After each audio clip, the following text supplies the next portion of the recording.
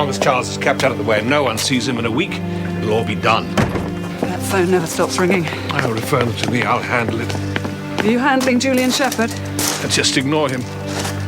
No, he's making trouble, George. I don't want anything to go wrong. All right. I'll see to it.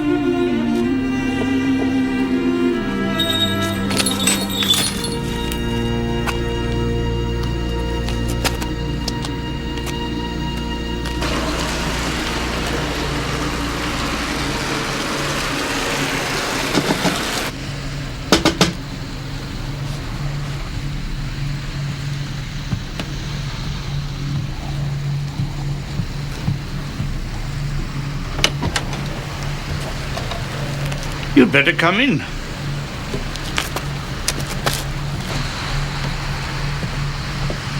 Mr. Edmonton, I have to talk to you. The money I invested, I need it. I can't get any sense out of anyone. Oh, they haven't seen the future. A new future for the way we live. I trusted you with my money. But I can't wait any longer. You haven't even told us what this project is. All I want is what I put in back, or I'll be bankrupted. It has to be secret. That's what holds this project together. My simple invention to support travel and live in a perfect environment without fuels, without pollution. They'll go to any lengths to get their hands on it. Any lengths. They'll even kill. I told you you'd make a fortune, my boy. And you will. A fortune. I have to have my money. Now.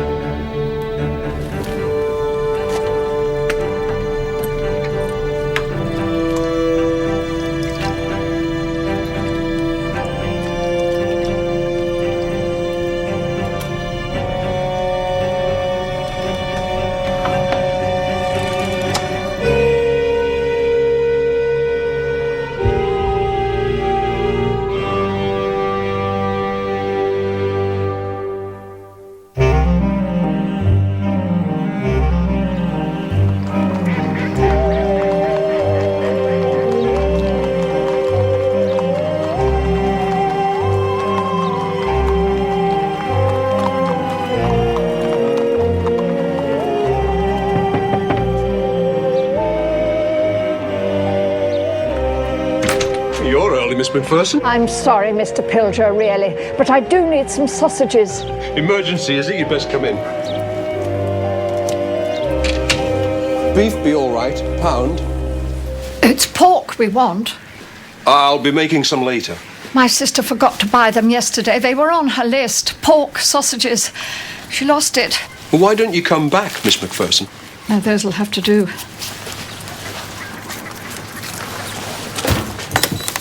$2.40? I'll put the porkers aside for you. There you are, Miss Mc...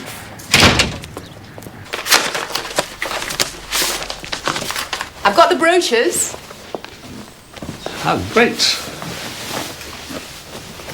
So I'll just order it, shall I? That's fine. I don't know whether they'll fit it in the front garden. I mean, it's 45 feet, quite big for a yacht. Pardon? Brochures, Tom. Africa. Lions, rhinos, giraffes. Next year's holiday. We have talked about this. Yeah, well, I'm sure we'll manage something. It's just a question of when, isn't it? It's a wonderful idea in principle. I want to do this, Tom. And Cully can get us a very good deal. Well, we will. I must go now. I could go on my own. I might not come back. I always had a crush on that man from Daktari. Well, he'd be drawing his pension by now.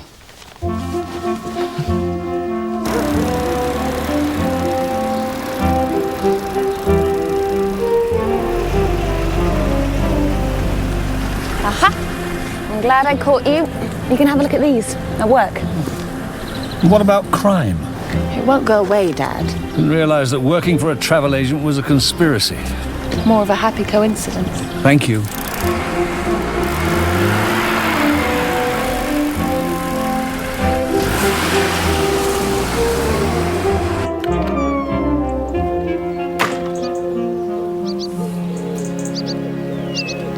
The swallows are still here.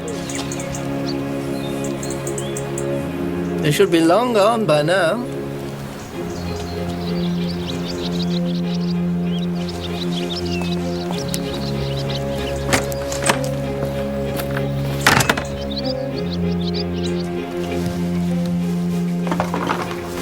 Good, he was open. He didn't have pork, Jane.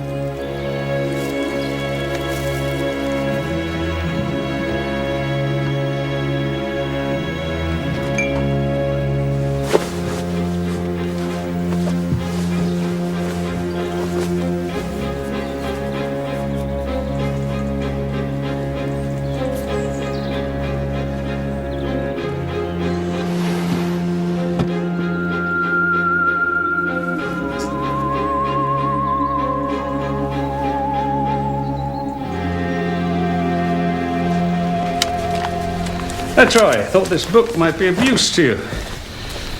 Don't want anyone to think that Corson CID doesn't know its ASIO from its elbow. It's what? ASIO, isn't it? An owl. Well, two to be precise, the short-eared and the long-eared. In the event of an identity parade, you'll need to be well up in that. It's a waste of time. It's a crime, Troy. You are a detective. Don't expect you to treat it any differently to any other crime. I'm looking for DS Troy, sir. Oh, well, you found him. Hi, I'm Constable Pierce. Sarah, Wildlife Liaison Officer.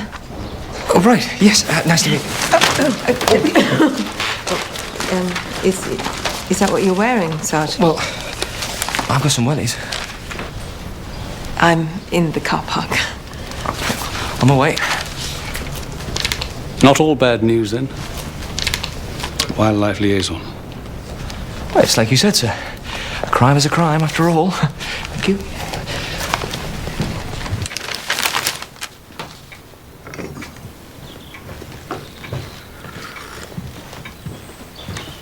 Smells good, Jane. I'm ready for it.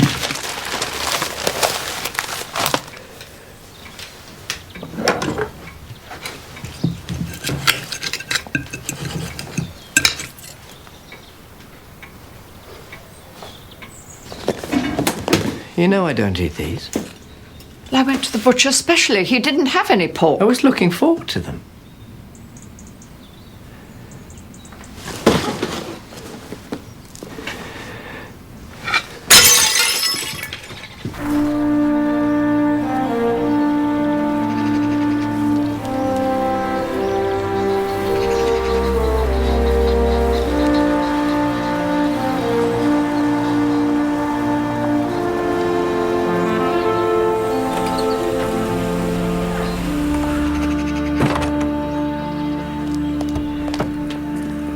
Hi. How is he?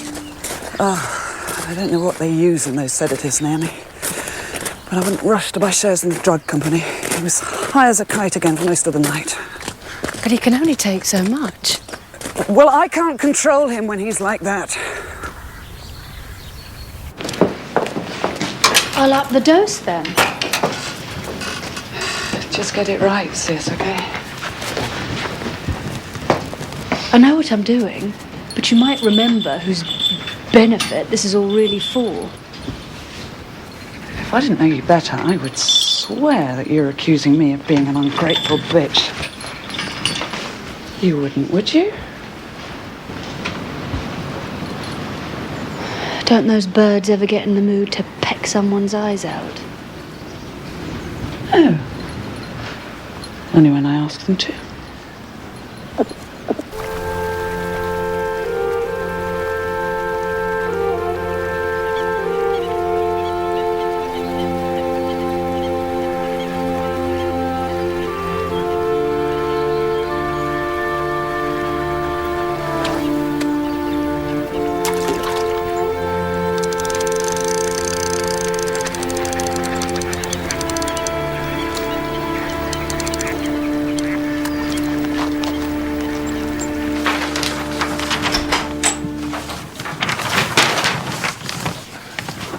I brought your medicine up, Mr. Everton.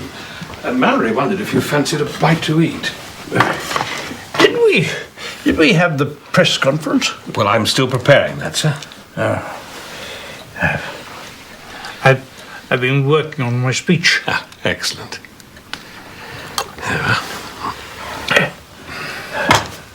There was a man in here the other day. I knew him from. He came in through the window. It's locked now. I don't want any journalists getting hold of the story until we're ready. I should be at a meeting. People from the city. Are they here? It's very important. They're going to invest millions. Now, they're downstairs. I shall make sure that everything's running smoothly. What about the conference room? Has that been swept again for bugs? Have we got good people in? The best. Thank you. Well, you can... Can't just... Little rest, I think, eh? Now, how about a nice nap? There you are.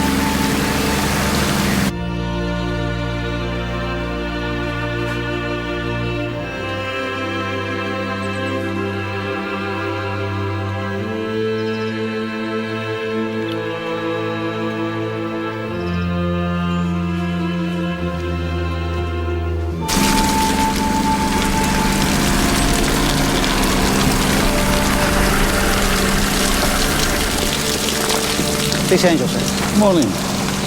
So what have we got? Well, looks like he went in sometime during the night. It's quite deep here. The car was right under the water.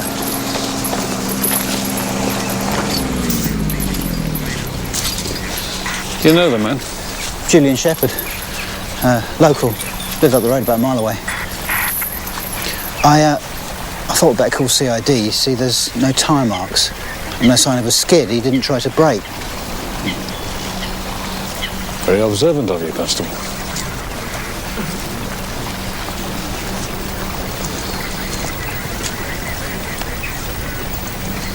Did his family know? Nah, he lived alone. I spoke to the woman that cleaned for him. She said she wasn't surprised. She thought he might do something like this. Like what? Kill himself.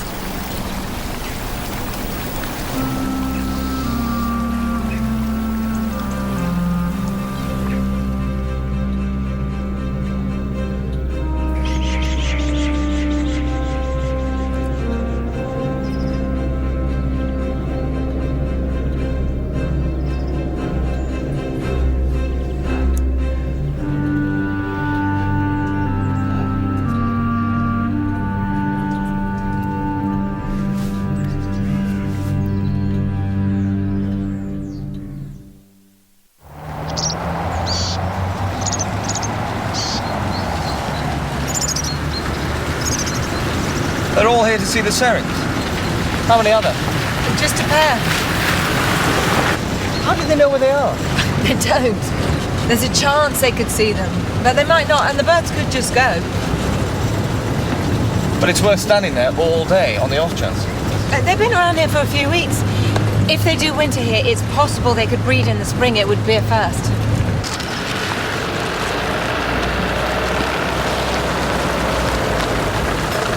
Oh, I'll do it.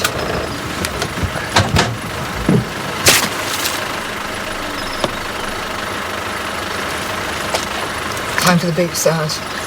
I should have said, sorry.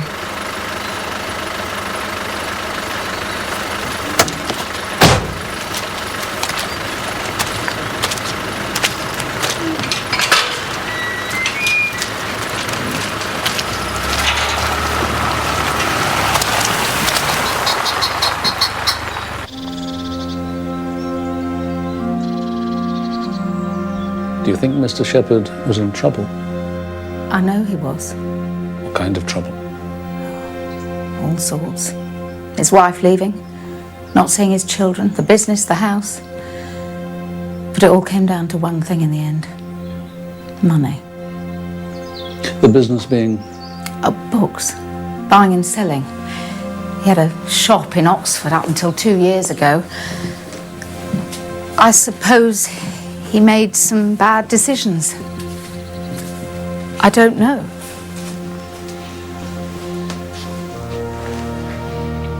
You're saying Mr. Shepherd was depressed because of his financial difficulties? Oh, wouldn't you be? It's a long road from being depressed to committing suicide. I know that, Mr. Barnaby. It did cross my mind, but I suppose I never really believed that he'd actually... You go make a cup of tea. I'll take a look around upstairs.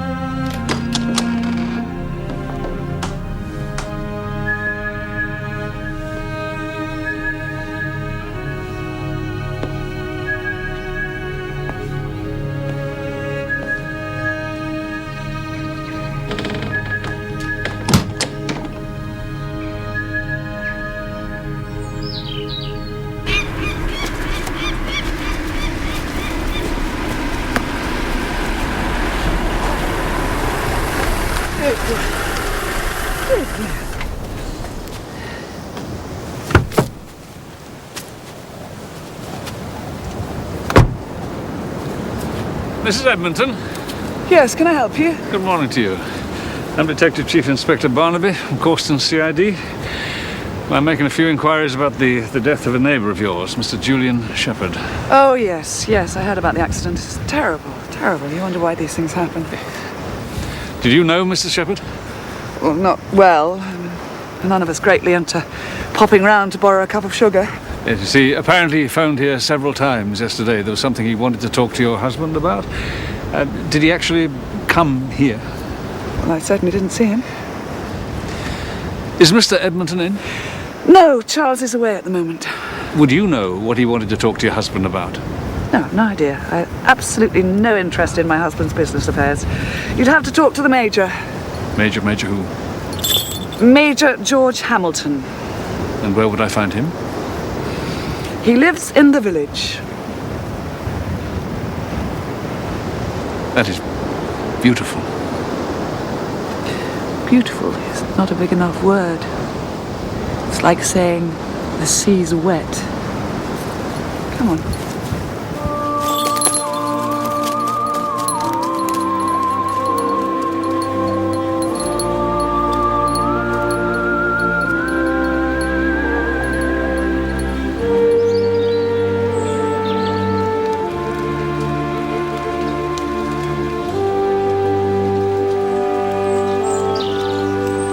That's one. There.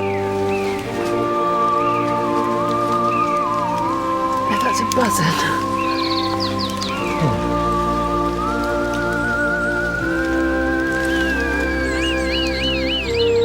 What about that one? Definite. No, that's a red kite.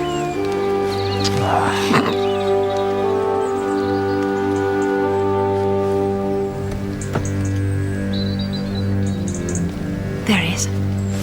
Where? No, not the bird, our friend Moorcroft. By the Toyota. Very serious egg dealer. I've been watching him for some time. The Eggman.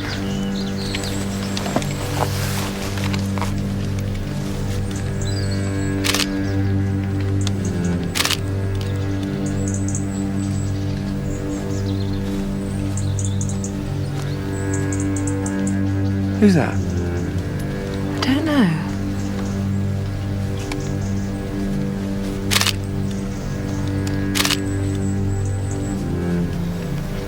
It could be just a twitcher Moorcroft's pumping for information, or it could be another dealer or a buyer, a collector. How much money is there in it? Some eggs will fetch a few pounds. Rare ones, thousands. No, it can add up to serious money. Serious enough not to care what species you could be wiping out in the process. There, your first serum. Not bad for your first hour's twitching. Why? That's why you've just missed your first serum. It's a good job the villains are bigger, eh, Sarge?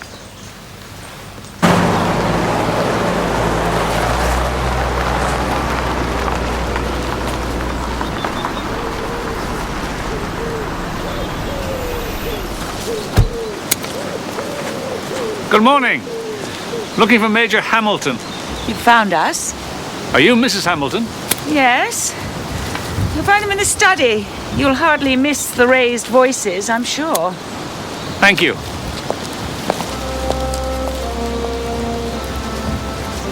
What was he on about? He said something was wrong. I put a lot of money into this thing. Did you refuse to give him his capital back, Major? Because that's what Shepherd told. That's quite untrue, I'm sure. Well, assurance is what we need. I haven't seen Charles Edmonton in over a month. Where the hell is he? Charles has been in the States. He's been in Switzerland, putting into place the last pieces before the launch. Now you're going to make a lot of money. What the hell has that got to do with the opinion of Julian Shepherd, who was quite clearly mentally deranged? Major Hamilton? Yes? Your wife said I'd find you here. I'm Detective Chief Inspector Barnaby.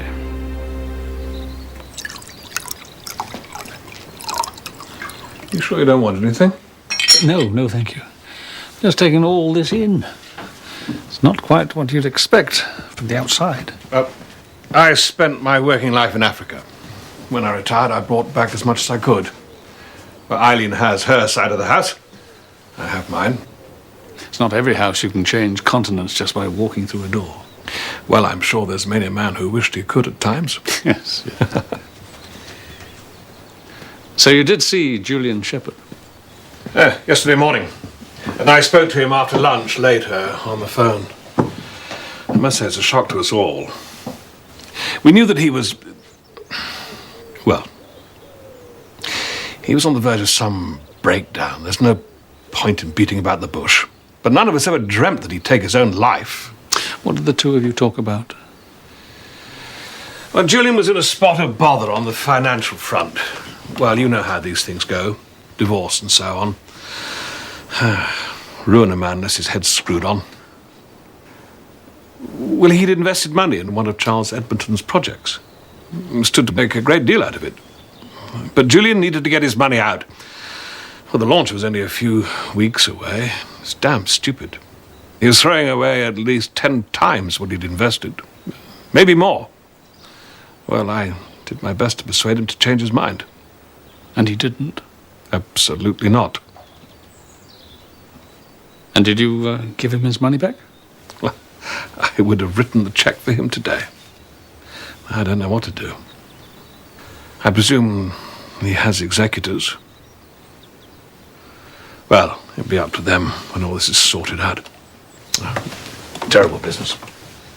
We're all very upset. Yes, so I gather. What precisely did Julian Shepherd invest in? Well, I suppose there's no harm.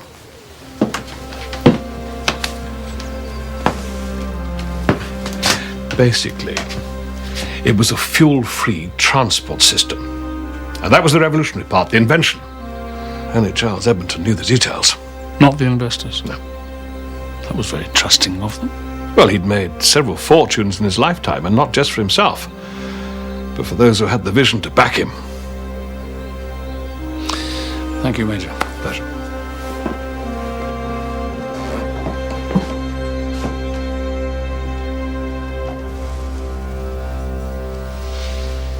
How many?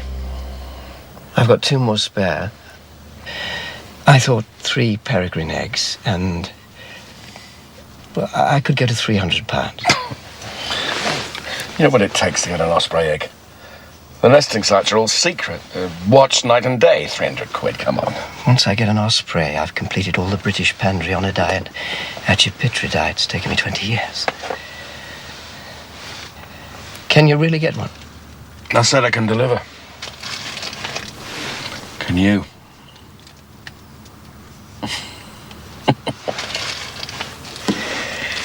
Eddie, old son, we can sort something out.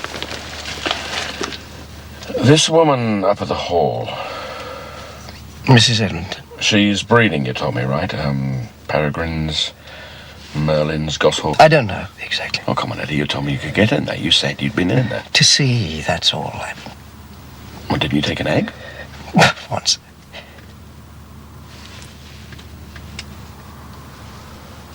One egg. You underestimate yourself, Eddie. You know your way around. I've got a buyer for some fertile eggs. You get me enough of those, and this could be all yours. He drowned. That's clear enough. You're familiar enough with it. Mucus from the body mixes with water. This is from his lungs. It looks like he drove straight into the river. No sign of him losing control. Car wasn't even travelling at any speed. What about a drink? No. So suicide, it could be right. I can tell you what he had for dinner.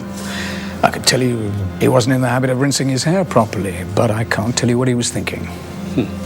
No. What do you mean he didn't rinse his hair properly? There's some gunge at the roots. Turned out to be conditioner. So when did he wash his hair then? Yesterday morning? Later? When? I guess later. Tom, there's nothing very suspicious about a man who doesn't wash his hair properly. No, but there's something rather odd about a man who washes his hair just before killing himself.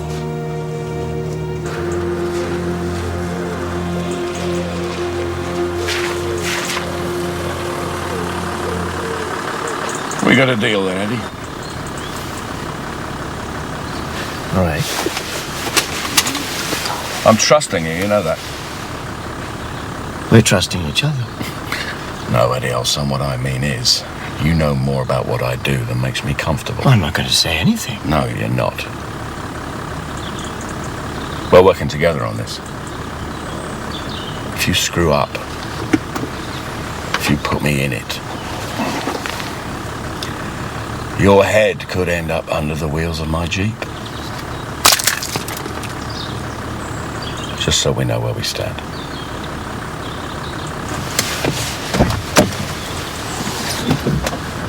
I'll see you tonight then.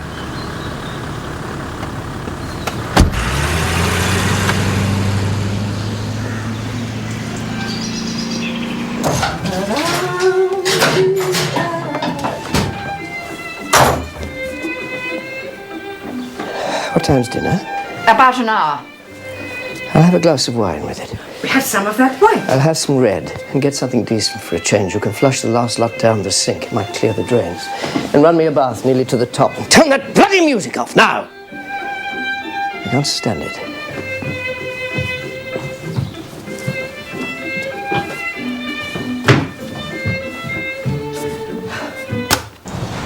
Good night.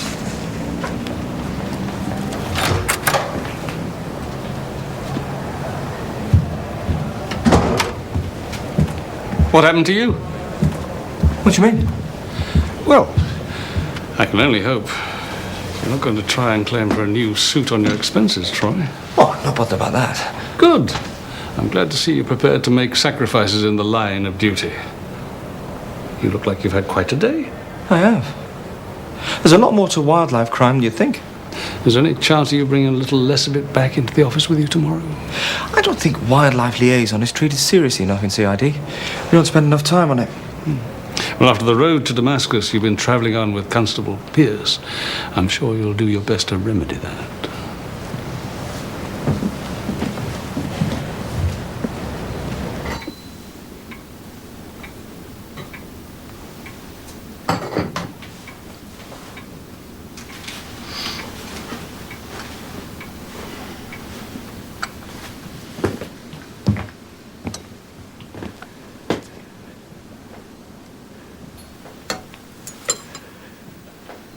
Very nice. I enjoyed it. I got the pork sausages. The butcher made them this afternoon. I don't fancy them tomorrow. I'll have mushroom omelette, I think. Well, that'll be fine. I'm a little short of cash this evening and I need to go out. We haven't been to the post office today, Mr. Darwin. Oh, that sounds like a fib to me, Jane. You shouldn't, you know. She shouldn't fib, should she?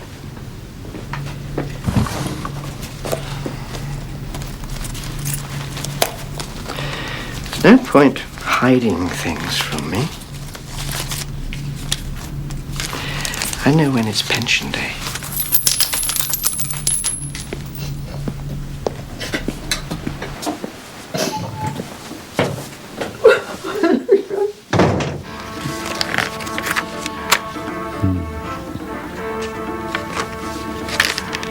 Look at that. They're guaranteed to get you that close to a lion, do they? I'm not sure if I consider that a threat or a promise. I don't suppose they walk straight up to you, Tom. Oh, that's something. The trouble is, I've already been to Africa. No, you haven't. Yes, I have. Only today. Major Hamilton in Midsomer Magna, he still lives in Africa. And it's not at all like your brochures here. It's less of your luxury lodges or your heart of darkness. Don't be so silly. I'm going to have a bath. Now, you read the brochure, and in return I'll clean up the mess you left in the bathroom without even mentioning it. Almost without mentioning it. I always clean up.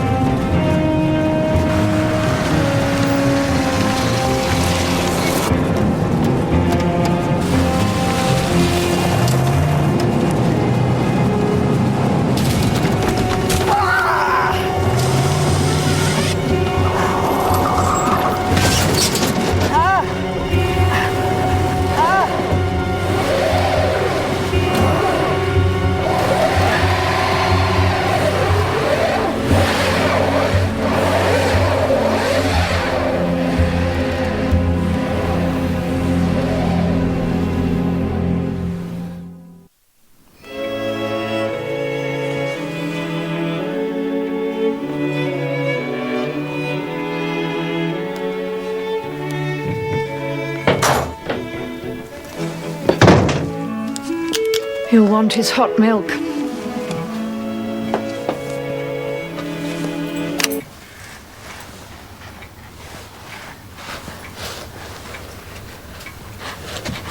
Mr. Darwin, what's happened?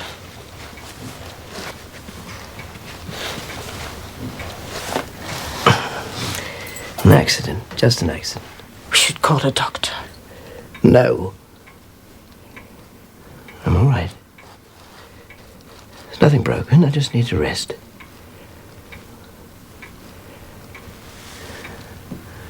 I'm going to bed.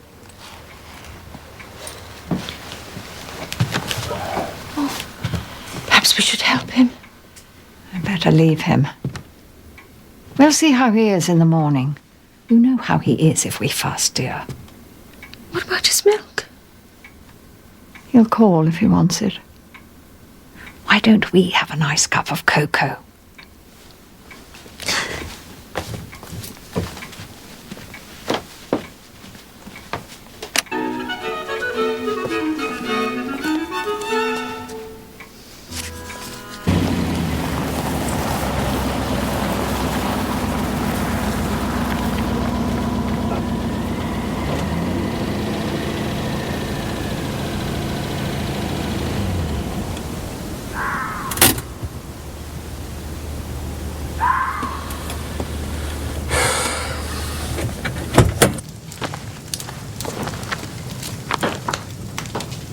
Oh, there you are. I see the years have not diminished your powers of observation. Is it all right? Well, all right isn't quite the phrase that first springs to mind, but it's under control. Well, that's all that matters, really. We haven't done all this for nothing. So it's we now.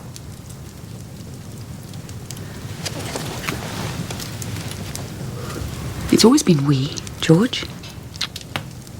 Always.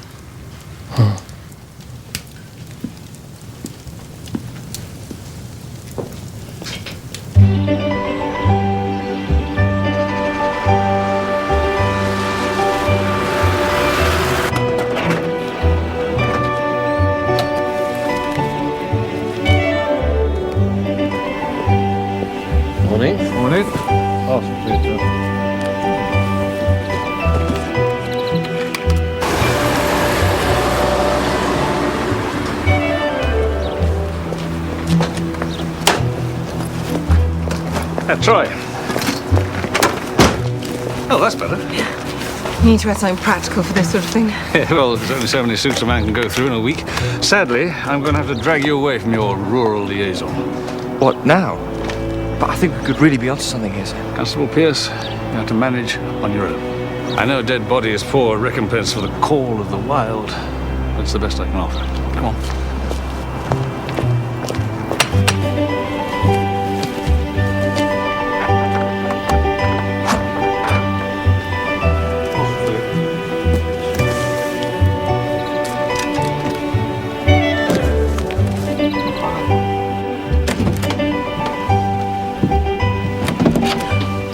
Mr. Darwin might like some of these. They're so pretty.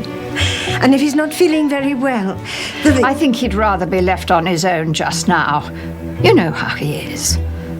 Maybe we'll take them up later. I'll put them in some water.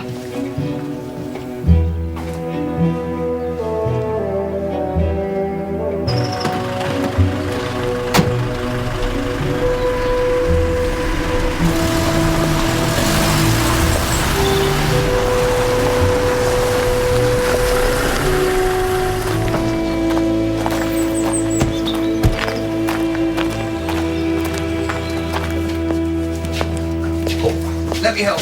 Oh, thanks. Where'd you want it? Through there. It just came. I don't really know what to do with it. The label says, with compliments, the Edmonton Corporation. What should I do with it?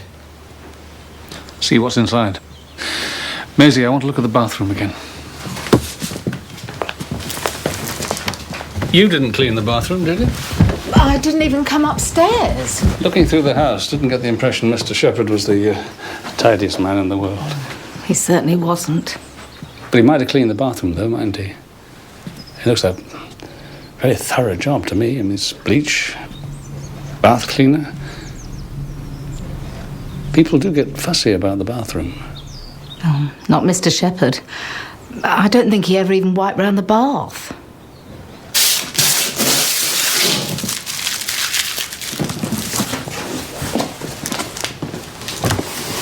What is it? It's a scooter.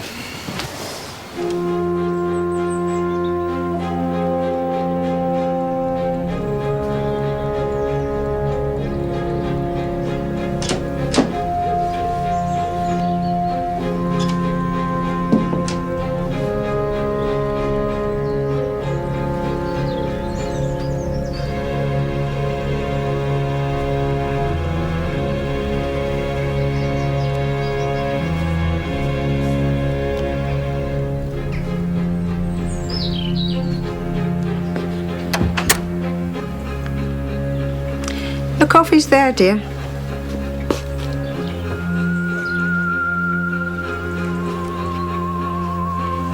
He is dead, then?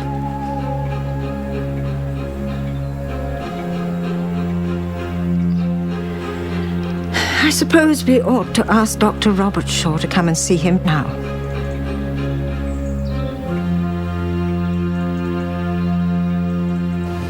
It doesn't rule out an accident or suicide. There's no evidence. Well, not yet, there isn't. And no motive. But there are reasons why he might have killed himself. He was depressed. He had family troubles, money troubles. The usual old stuff. I see your encounter with nature red in tooth and claw hasn't made you more sensitive to the human condition, Troy. But in this case, I don't believe that the usual old stuff will do. Either there was something we don't know about that pushed him over the edge. Or someone killed him. I need to know more. Chief Inspector Barnaby? Yeah? James Robert Shaw, GP. Constable Angel said I'd find you here.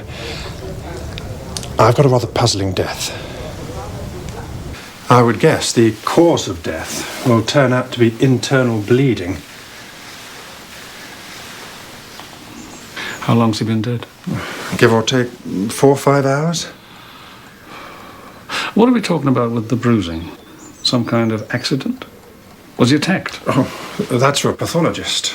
All I can say is that whatever did happen to him, it almost certainly resulted in his death. I'll leave you to it. Yes, thank you, Doctor. So, what have you got, sir? Don't know. We're going to need a post-mortem. You'd better get a key for this room. May need forensics in. His name is Edward Darwin, clerk to the council. I know him. I didn't know his name. I saw him with a man Sarah's got under surveillance.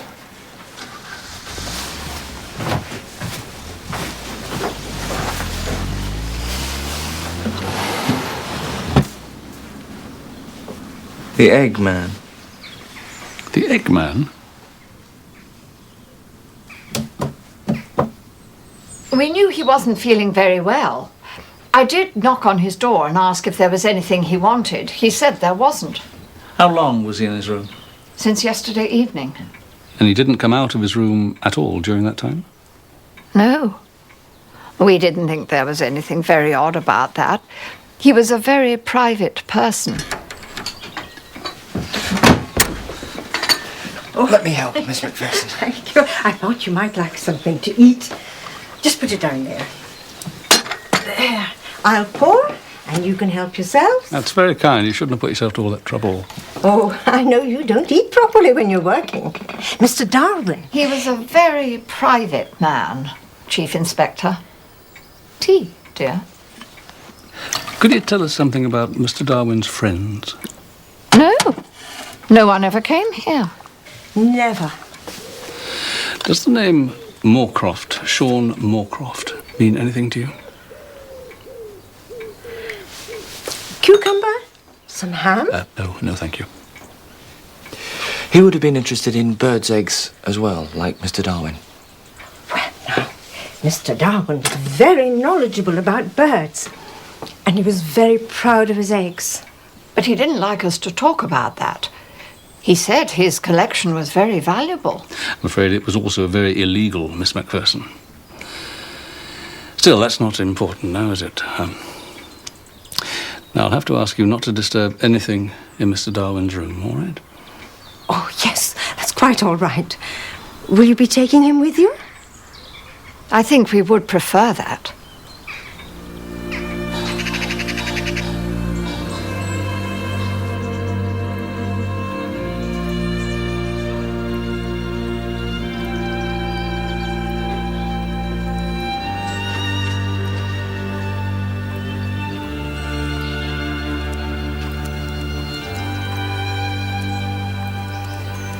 It may do no harm to make some attempt to behave a little more like the grieving widow, sis. I've done my grieving, Naomi. Alzheimer's took Charles's spirit away from his body a long time before he died. And what was left had very little to do with the man that I married. Except financially. I don't know why you've always had a problem with the fact I didn't only marry Charles for his money. And you stand to do very nicely out of it too, so don't overdo the snide remarks. Yes? The undertakers are here. Good. Can they do the funeral tomorrow? Yes, it can be done. Good. Ask them to come in.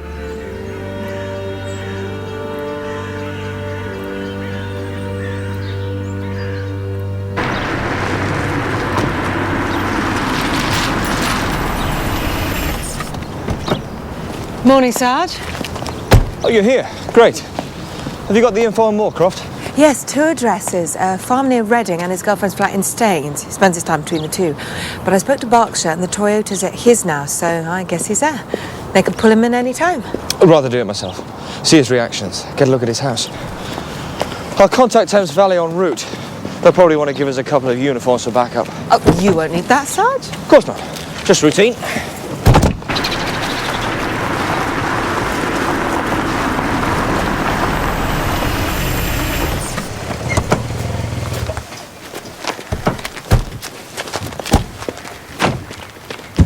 What's he like on violence? Depends what he's had to drink. He's well up for some aggro with a skinful, but sober. Discretion is the better part. Bit early for the pub. Doesn't look like he's up yet. What's on the back? Just open fields. You do the front. You come with me.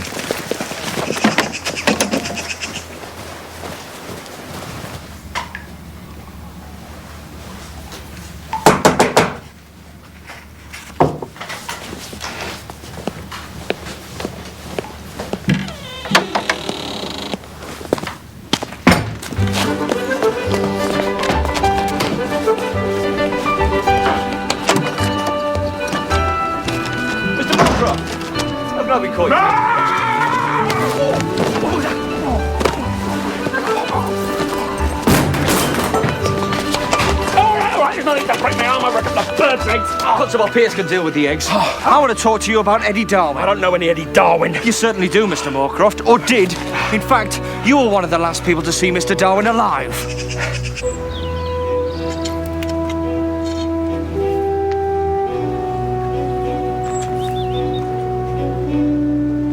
Well, for God's sake, Vernon, the man's just died. I've no idea what's happening. You read the paper. He's bloody bankrupt. You know we got bloody scooters sent to us. What kind of a joke is that? What's that got to do with launching the project? As soon as I know more, I'll let you know. Truth is, I'm as much in the dark as you are. I had a drink with him. He went his way, I went mine. You talked about bird spotting. That's right. I suppose you know Mr. Darwin collected birds' eggs. I didn't. Naughty man, eh? It's against the law, that. Mr. Moorcroft, an examination of your cars revealed 2 things. The first is blood. Stains on the carpet, front passenger side. Some attempt has been made to wash the stains out, very recently. Well, it's probably mine. We'll lead an outdoor life. Forever knocking myself about. I never think about a bit of blood.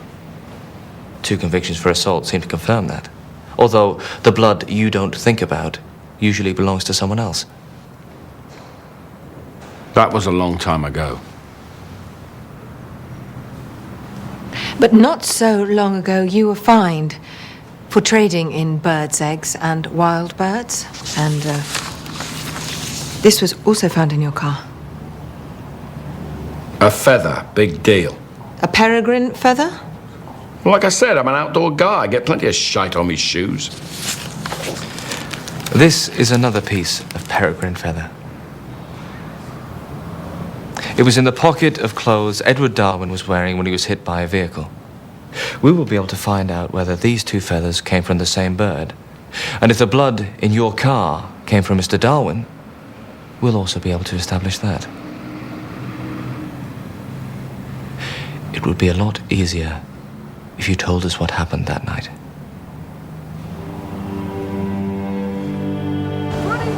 Morning. Good girl. Hello? Oh, good. Is it all finished? It's all done. Yes. Last one went through. You're home and dry. Good. Good girl. The deal was Darwin would steal fertile eggs. Moorcroft had a buyer.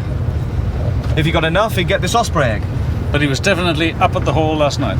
Moorcroft met him in the pub, then dropped him by the wall round the estate. They met in the pub car park an hour later. And the eggs? No, Darwin said something spooked him. He didn't get near the birds. Moorcroft dropped him back at the Macphersons.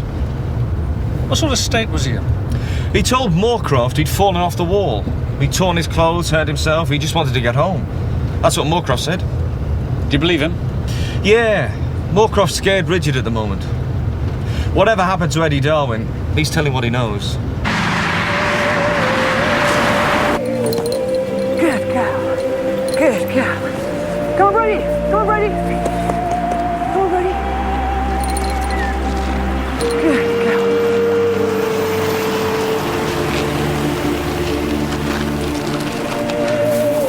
Come on.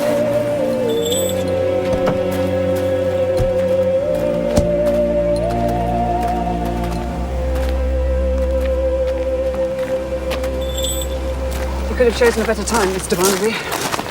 I'd normally take any attempt to steal eggs very seriously indeed, but with my husband's funeral to organise, it isn't exactly at the top of my list of priorities. I won't intrude on your time more than necessary. It's very sorry to hear about your husband. Yes. Well, I'm not quite sure what it is you're expecting to achieve. I've already told you. The birds were not disturbed and no eggs were stolen from the incubator. And whilst I do take considerable pride in communicating with my falcons and my hawks, I doubt whether anybody would get very far by interrogating them. Good girl.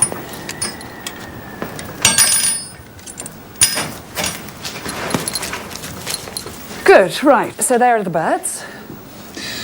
Mrs. Edmonton, I have good reason to believe that Eddie Darwin was in this building the night he was involved in a road accident, a hit and run. That accident resulted in his death, and I want to find out where he was and what he was doing. Well, not only do my birds not talk, but none of them, as far as I know, has a driving licence. So, if you will excuse me, I have a lot of things to be getting on with. Thank you. If Eddie Darwin did get in here, why didn't he take any eggs? Mrs. Edmonton flies these birds all over the estate. He could have picked the feather up anywhere. He lost his bottle. Never did get in here.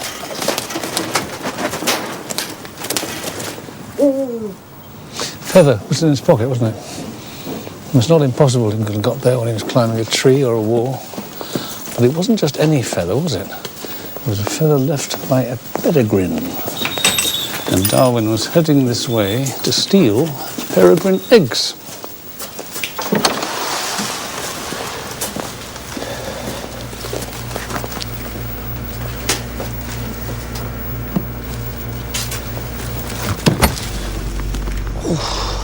Not a sport for vegetarians.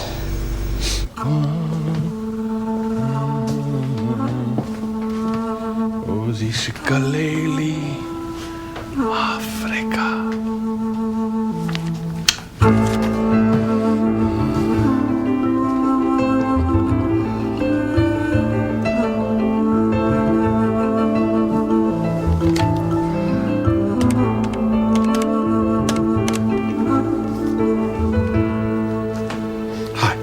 How's it going?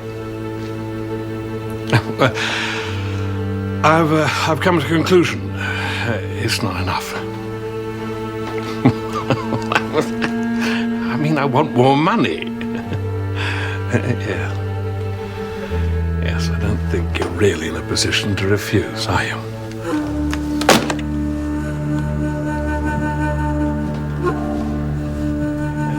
Così si kaleli Afrika Malupakan Jesu Pondowayo Yizwa imidanda Zoyetu Così si kalela Così si kalela.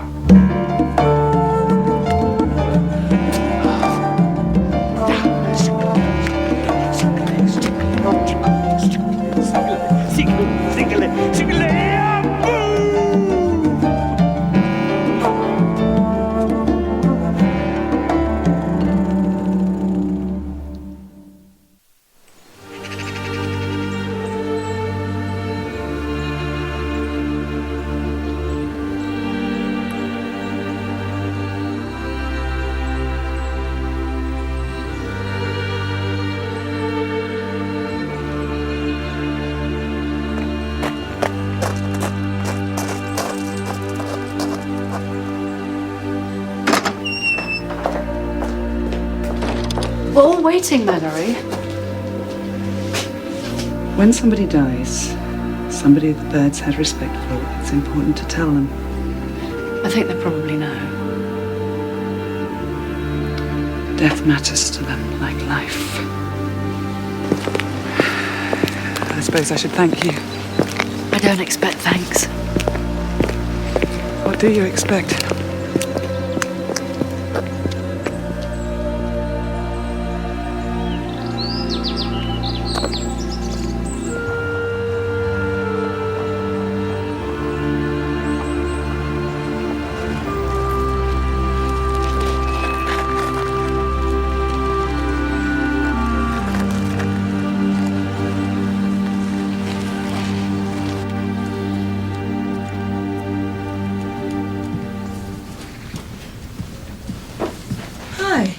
Yeah. Is this all right? I mean, have forensics finished? No, I thought I'd come in here, destroy all the evidence and generally get in everyone's way. You spoke to the boss? Yeah. And look at this. Mr. Darwin was a very meticulous man. Details of every egg he bought, every egg he sold. Addresses of the dealers. I think if we put this together with what I'm holding over Sean Moorcroft... The osprey egg? Oh, you can help me threaten more than that, can't you? Obstructing the police, that sort of thing?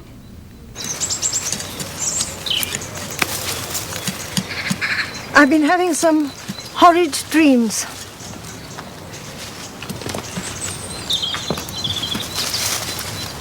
They'll go away. It'll soon be over. No, it won't, Eleanor. We've been very bad. You know we have.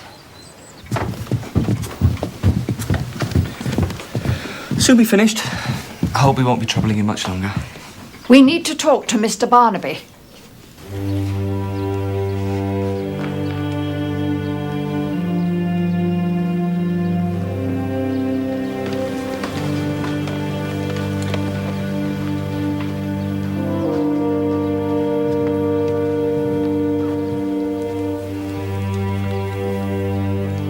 I am the resurrection and the life, saith the Lord.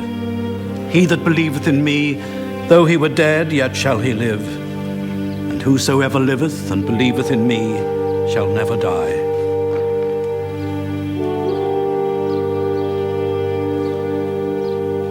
We didn't know what had happened.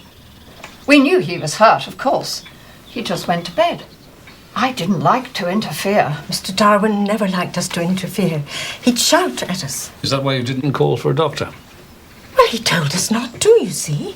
It was my decision, Mr. Barnaby. Jane didn't have anything to do with it. Don't say that, Eleanor. Weren't you concerned? Not at first. A little later on. I went in to see him. He was still dressed. He was still conscious then? Oh, yes. I helped him get his clothes off and put his pyjamas on.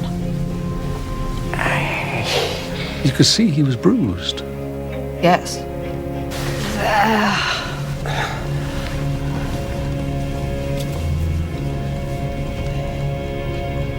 Good night, Mr. Darwin.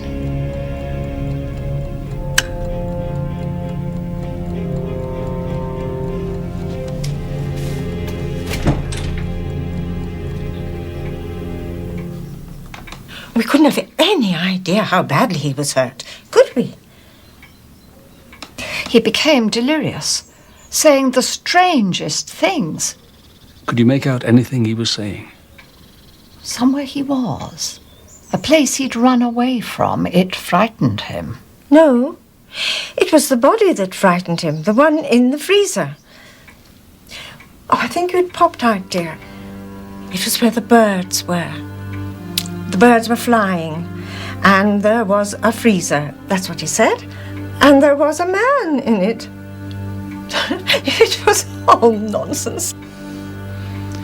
This all keeps coming back to Casement Hall, doesn't it?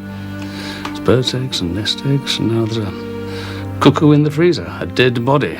It was Charles Edmonton. They're burying him today. This morning.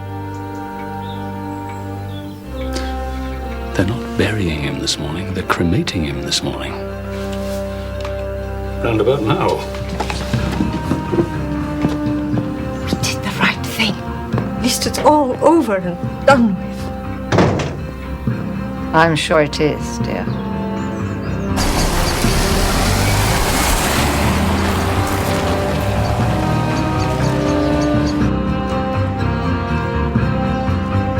In sure and certain hope of the resurrection to eternal life through our Lord Jesus Christ,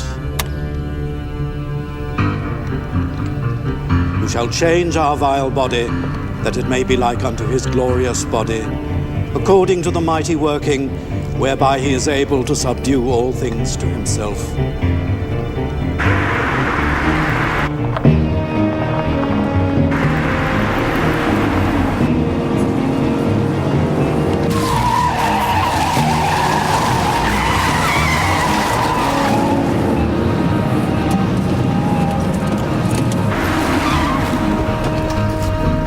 I heard a voice from heaven, saying unto me, Stop this now!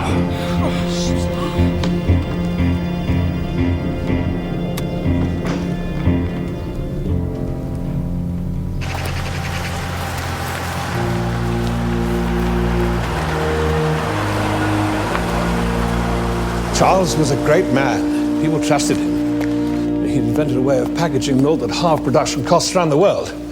He'd invented a prefabricated building system that could put up a house in a week, right from the foundations to running water and central heating. That doesn't tell me why his body was in the deep freeze, Major. I was trying to explain who he was. Or why he was being disposed of so quickly and so secretly. Well, in the past few years, he's made mistakes. Big mistakes. I didn't realize it when I first joined him that he was very nearly bankrupt. He was spending millions on development. And he wasn't as well as he might be. In what way? What was the matter with him? Alzheimer's. By the time it was diagnosed, he'd done considerable damage to his financial position. And if it got out before Mallory consolidated her own position... Is that a euphemism for fraud? Absolutely not. What was going to get out, Major?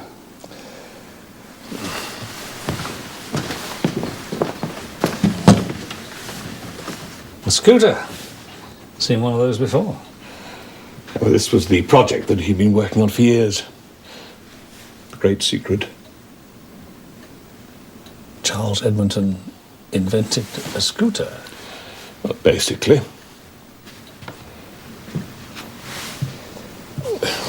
Well, we had no idea. There was a great deal of money at stake. Enough to kill for? No one got killed. Charles Edmonton died of a heart attack. I am merely the accountant, Chief Inspector. Right, thank you, Major Hamilton, thank you. The officer will see you back downstairs. For now, you're to have no communication with Mrs. Edmonton or her sister, okay? There'll be a lot more questions. Quite understand.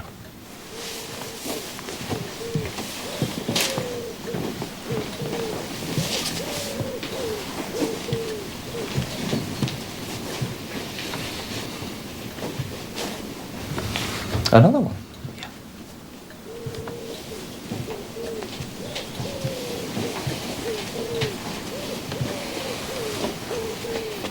Three people had died. Julian Shepherd, who wanted to take money out of this mad project and couldn't. A man who broke into Casement Hall and saw the body of Charles Edmonton in the freezer. Darwin? Darwin, yeah. Someone knew Darwin had seen that body. And somebody wanted to shut him up. Because Mrs. Mallory Edmonton wanted another couple of days to defraud the investors and shareholders. But Darwin got away. Yeah.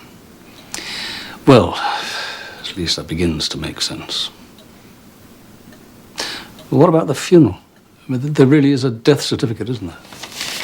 All in order, except the doctor who signed the certificate is one Naomi Sinclair, Edmonton's sister-in-law.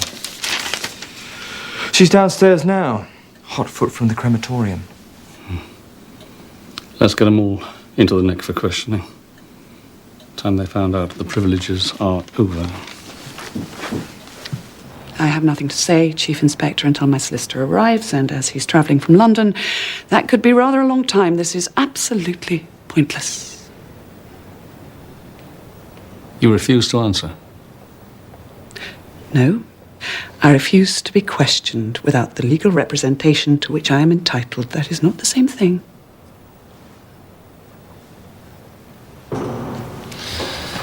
Troy, would you take Mrs. Edmonton down to the custody sergeant? I'm sure you can find a cell for her. Well, I really don't need to be locked up, Mr. Barnaby, but whatever you wish. I don't know what crime you're intending to charge me with, but I do assure you a police cell isn't going to intimidate me. It's got nothing to do with intimidation. You are a suspect in a murder investigation. Oh, I see. Oh, I see. You think I murdered Charles. Well, yes, I can see why some fairly stupid policeman might have leapt to that conclusion, but, you know, I'd really credited you with more intelligence. Shall we go?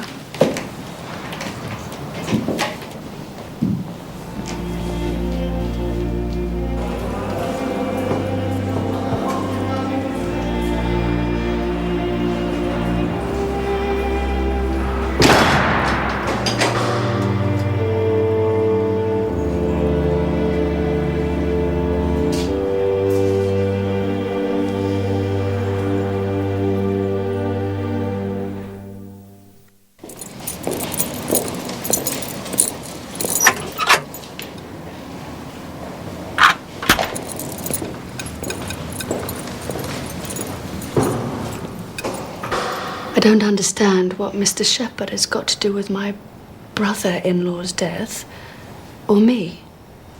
But you knew what was going on, didn't you? The financial cover-up? All I knew was how much trouble Mallory was in. Charles had frittered away so much before anyone realized something was wrong.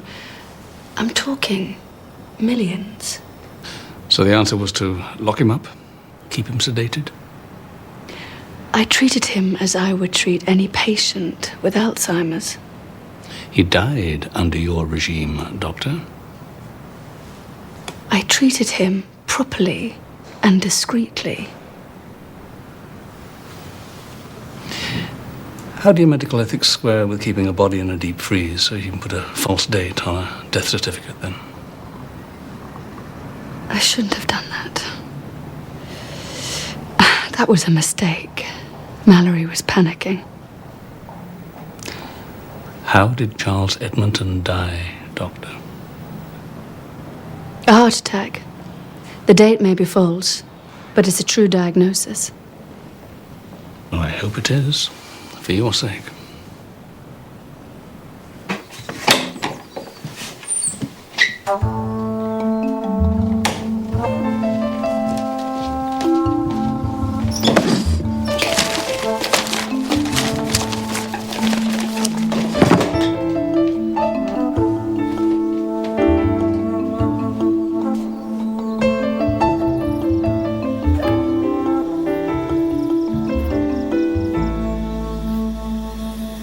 My client has answered all questions which relate to her husband's death and the circumstances surrounding the funeral.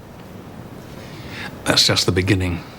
Well, unless you wish to charge Mrs. Edmonton with something pertinent to all these other areas of inquiry, it's not so much the beginning, Chief Inspector, as the end.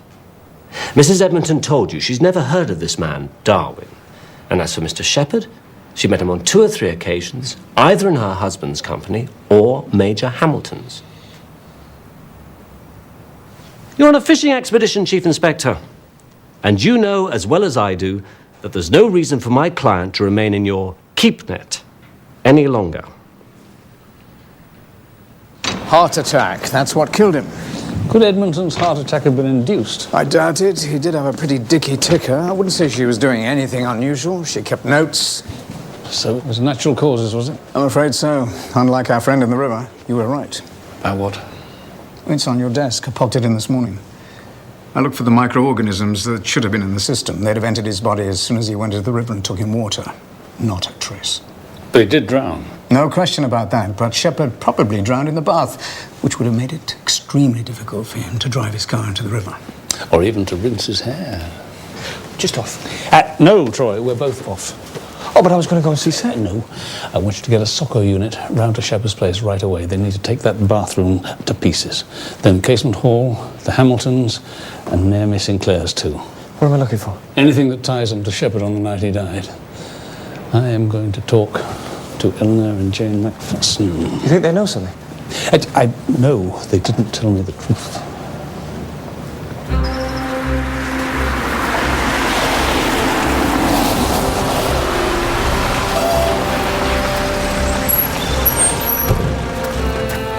John, get straight upstairs to the bathroom.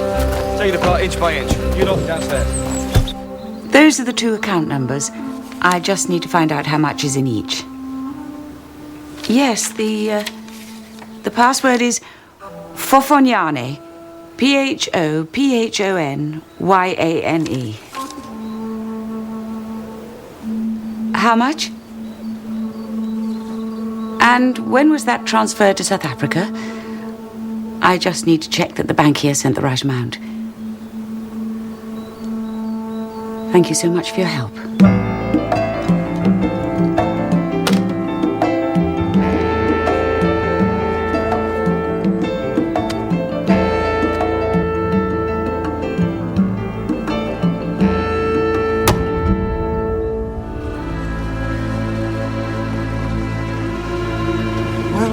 This will all be over very soon. And when it is, I hope I never have to set eyes on you again in my life.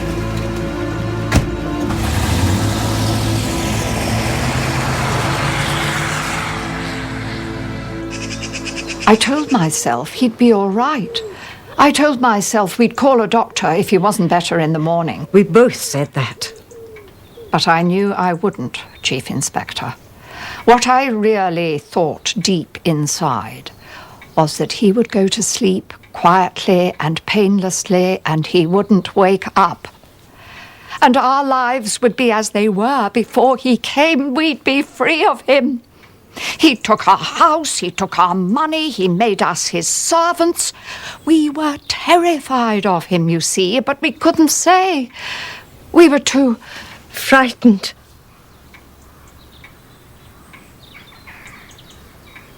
And too ashamed.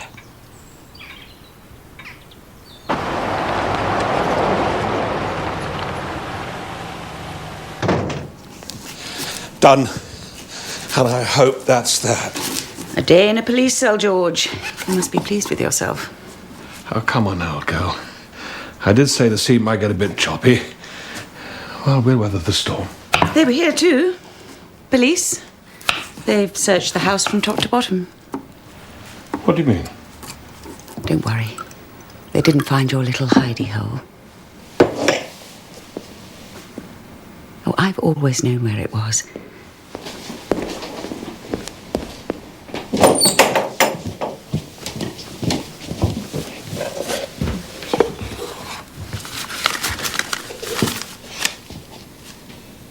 A plane ticket to Johannesburg.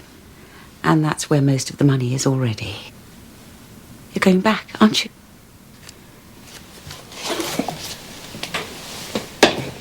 I was going to tell you. Were you? When you got there? I thought given time, after I set up a business, you'd come around. And that's what I've done. I bought a lodge. A really classy lodge. No, it's not going to be like the last time. Look, I can't stay here, Eileen, you know that. There's nothing here, nothing for me. Nothing for you. I have lived with nothing for the best years of my life. A place I loathed. People I loathed. I loathed you too. I gave up what I wanted then. You had to do the same for me when you retired. I can't stay here. I'm suffocating.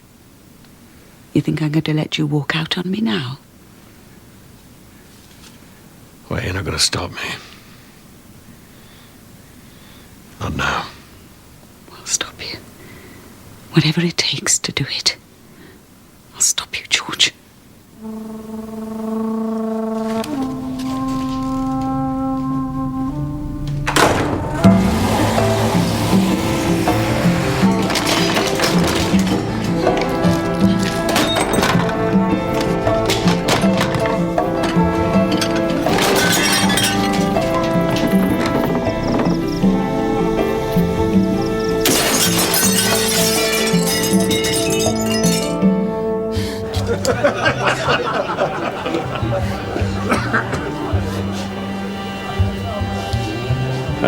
Pine trees.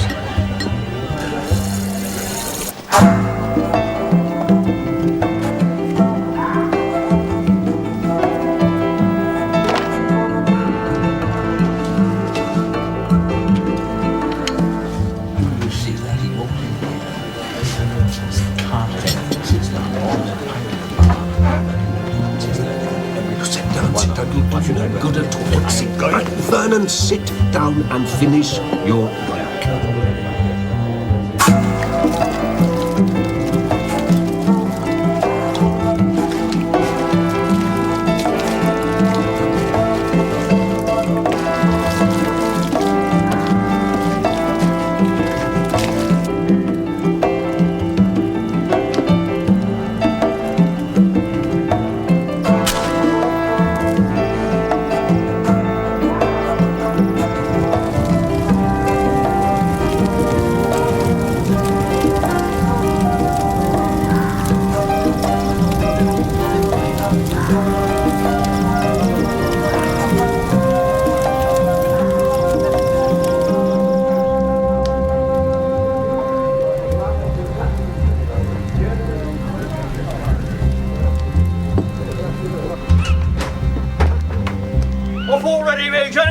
Don't you want to drink with your old business associate? Leave it alone. Nothing to say, Major. Look, I'm sorry that this happened. A lot of people lost money. I wish it could have been otherwise. You knew, you bastard. There's no point, Vernon. Seeing you at Hamilton, admit it.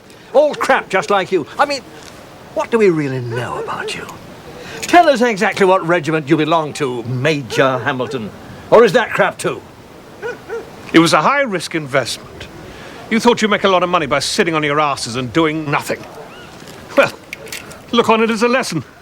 At least you walk away with something. Oh, I walked away with something.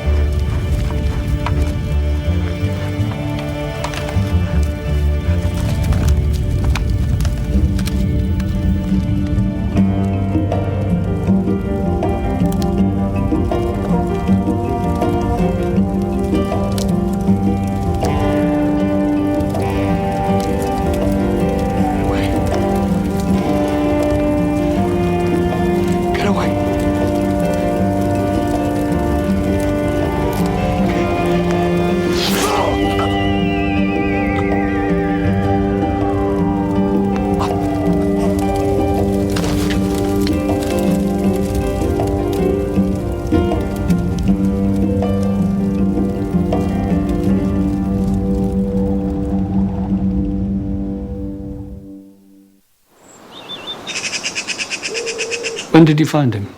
This morning, first thing. I called the police straight away.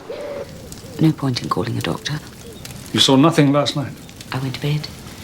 I didn't know where he was. I didn't care. Didn't hear him come in? When I saw him this morning, the first thing I felt was relief. I thought, it's over. It's finally over.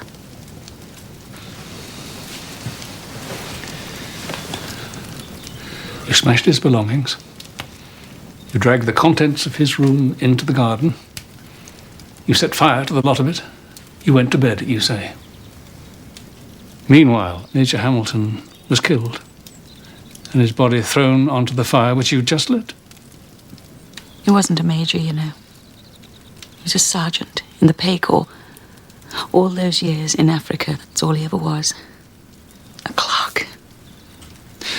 Why were you so angry yesterday, Mrs. Hamilton? What happened? He was going back. After everything he said, he was going back. And he was going to take everything. All the money we had. All the money he promised we'd have. This is a lot of money. I don't know where they stashed it. But George knew about these things. The creditors won't see a penny. You thought it was a good idea, did you? For him to be involved in fraud? Why not? What had anyone ever given me for leading an honest life? George was lying to me. He was going to take every penny and go back to Africa. So you had to stop him? I didn't kill him.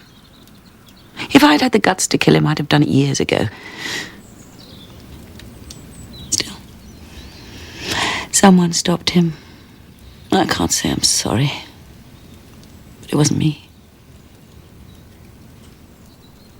She must have done it. You think Mrs. Edmonton killed him? Mallory? Of course not. She believed George was getting some money out for her, though she was never going to see half of it. No, it was her sister, Dr. Sinclair.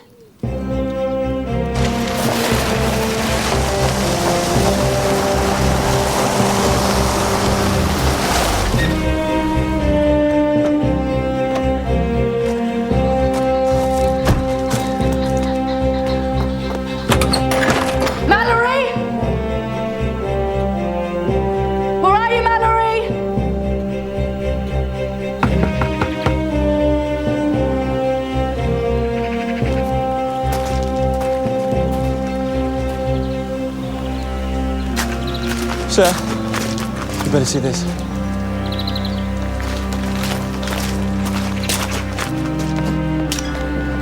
We didn't know Naomi had another car. The grey wouldn't be a bad match for the paint on Darwin's coat. Finally, some evidence.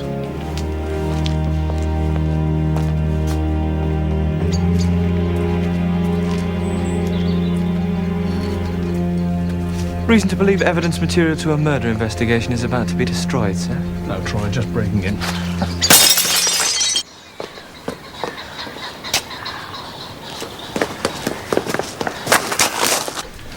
Neighbour said she left about half an hour ago. Came in, then drove straight off again. Surgery? No, uniforms are there now.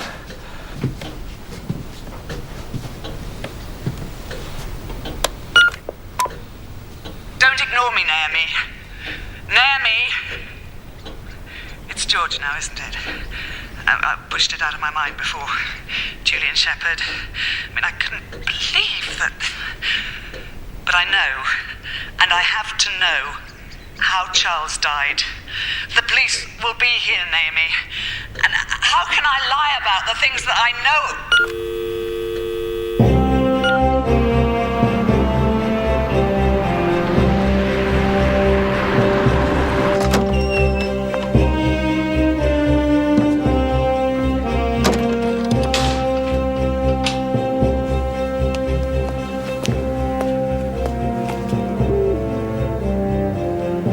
All very mysterious. I pushed it out of my mind, but I know. Did you really think that I wouldn't, Naomi? No one can prove anything. I see, now that Major Hamilton is dead, no one can prove anything. I hear that. Do you hear yourself, Naomi? People have died.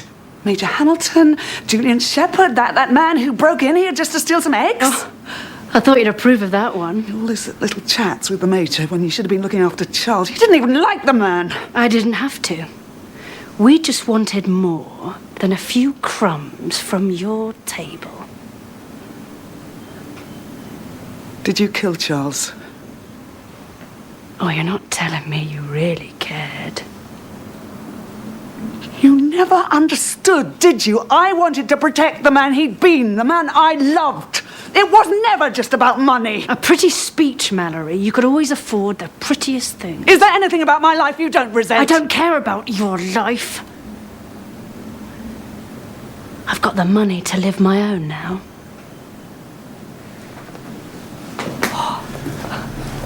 Oh, that's a turn-up. I never thought I'd see the day when you were afraid of your little sister. But what I need now is for you to disappear, as well as me. You see, you're going to be the main suspect in several murders. I don't dislike that. And if you're never seen again, everybody will always believe that you got away with it. The murders and the money. Oh, very neat. Sorry, Naomi, I can't do that. You're going to betray your only sister. That's not nice.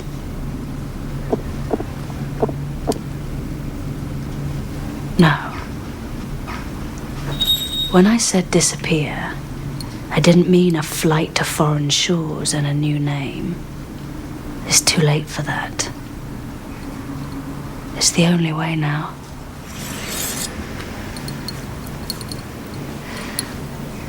What are you doing? What are you doing? Sorry. No! No! No!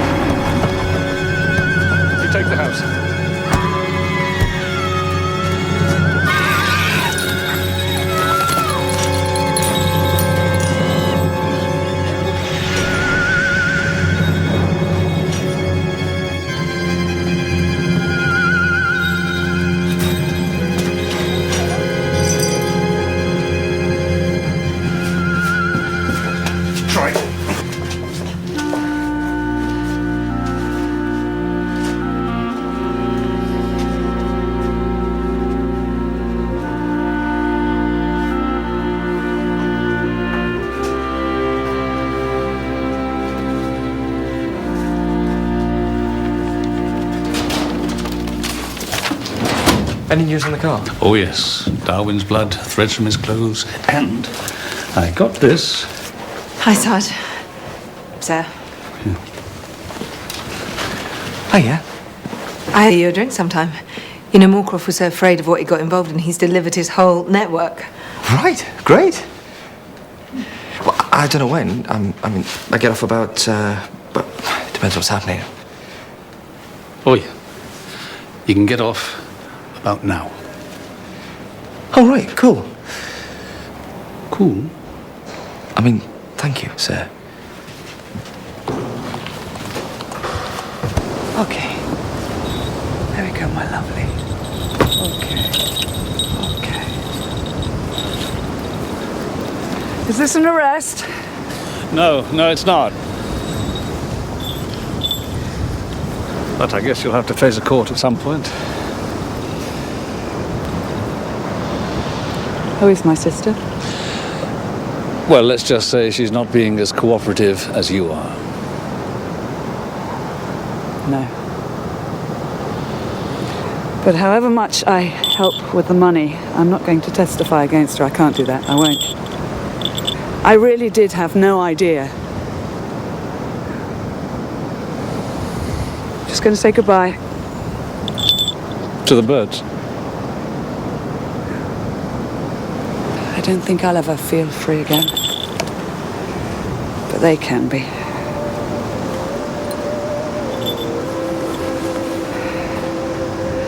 I wish that we could all just fly away when the time comes.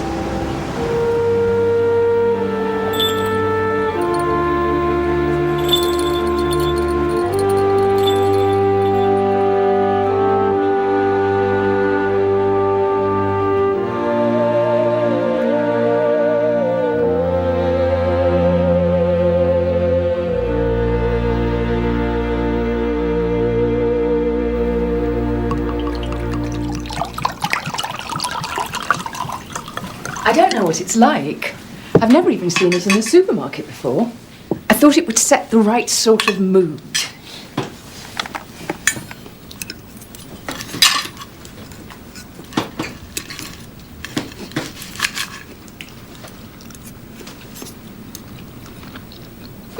It's not bad. No, it's very good. What is it? Ostrich. I thought you wanted to see the animals, not eat them. I do, but it was the only thing I could find that was African. Well, I say African. The ostrich farm is just outside Cheltenham. The wine, South African. Cheers. Joyce, what have you done? Since you were never going to look seriously at the brochures, I took the dates and Cully did it. We're booked. We're going to Botswana in April. Here's to our holiday. Joyce, looks as if people are sitting on top of an elephant. That's right. It's an elephant-back safari. Won't it be wonderful? Cheers.